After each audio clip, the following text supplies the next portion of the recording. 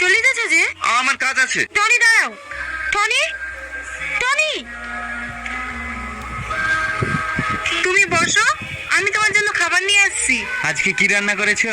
পেঁপে সিদ্ধ আর ভাত। জানো, তোমার জন্য আমার খুব কষ্ট হয়। তুমি কত বড় লোক ঘরের মেয়ে, কত ভালো ভালো খাবার খেতে, কিন্তু আমাকে বিয়ে করে তুমি ঠিক মতো খেতেও পাও না। চুপ করো, খবরদার এই কথা বলবো না। খাবারে কি যায় এসে বলো, আমি তোমাকে পেয়ে খুব খুশি আছি। দিদি। টনি, আয় বস। বাড়ির সবাই ভালো আছে তো? হ্যাঁ, ভালো আছি। তাড়াতাড়ি কিছু নিয়ে আসেন।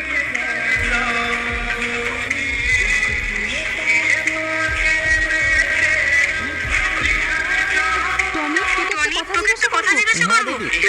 তুই যে প্রতিদিন এই জিনিসগুলো নিয়ে আসিস, এইগুলো কি সত্যি আমার আব্বা পাঠায় নাকি তুই নিজে থেকে নিয়ে আসিস? বাপকে মেয়ের উপর রাগ করে থাকতে পারে, বাবু যে আপনাকে অনেক ভালোবাসে, মানুষের লজ্জার খাতিরে আসতে পারে।